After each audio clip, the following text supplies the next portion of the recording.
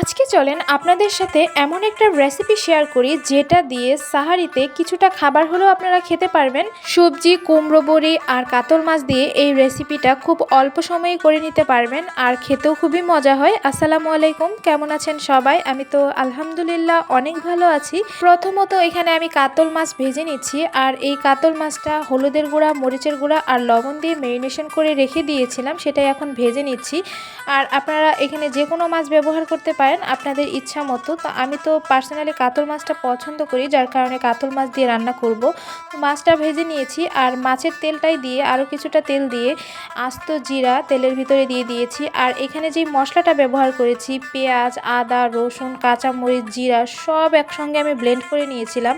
আর সব কিছু অনেক পরিমাণে মতো দিয়েছি, যেমন পেঁয়াজের পরিমাণটা বেশি ছিল, আদার পরিমাণটা কম ছিল, মানে পারফেক্টলি একটা তরকারি হতে যেরকম একটা মিশ্রণ লাগে সেই মিশ্রণটা আমি দিয়ে দিয়েছি।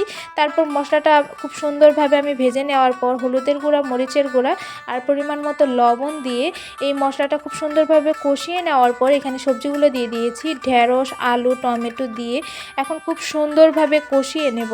আমার কাছে মনে হয় তরকারিটা যত সুন্দরভাবে কষানো হবে তরকারির টেস্টটা তত বেশি ভালো আসবে, যার কারণে আমি বেশ কিছুক্ষণ সময় ধরে তরকারিটা ঢেকে রান্না করে নেই, জাস্ট কষিয়ে নেই।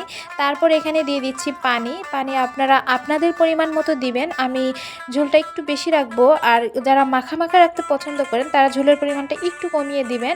আর ঢেঁড়সের তরকারিটা এমন ঝোল ঝোল তরকারি খেতেও ভালো লাগে, আবার একটু মাখা মাখা হলেও সেটাও খেতে ভালো লাগে।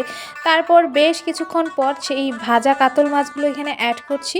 আমার কাছে এই তরকারিটা মানে ঢেঁড়স সবজিটাই আমার অনেক বেশি ফেভারিট, যার কারণে হয়তো আমার কাছে বেশি ভালো লাগে। আর এখানে দিয়ে দিয়েছি কুমড়ো বড়ি, যেটা আমি হালকা তেলে একটু ভেজে নিয়েছিলাম। আর এটা তো মানে খুবই জনপ্রিয় একটা খাবার আমাদের বাসার। তো এখানে কিছুটা কুমড়ো বড়ি দিয়ে আবারও ঢাকনা দিয়ে ঢেকে দিয়েছি। আর এই তরকারিটা এইভাবে রান্না করলে খেতে কিন্তু খুবই মজা হয়। আপনারা কে কীভাবে রান্না করেন আমি জানি না, পুরোপুরি বাটা মশলায় আমি রান্নাটা করার চেষ্টা করেছি, আর এইভাবে একবারের জন্য হলেও ট্রাই করে দেখবেন।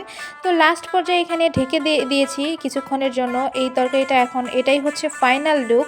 আমি নামিয়ে নেওয়ার আগে আমি এখানে ধনিয়া পাতা দিয়ে দিচ্ছি, আর ধনিয়া পাতা দিলে কিন্তু তরকারির টেস্টটা অনেক বেশি ভালো আসে।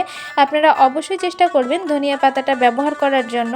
তো এখানে ধনিয়া পাতা দেওয়ার পর আমি আবার কিছুক্ষণের জন্য ঢেকে দিব, আর ধনিয়া পাতার ফ্লেভারটা একদম তরকারিতে মাখো মাখো হয়ে যাবে আর খেতেও অনেক বেশি ভালো লাগবে। আর এটাই ফাইনাল আমার এই তরকারির লুকিং।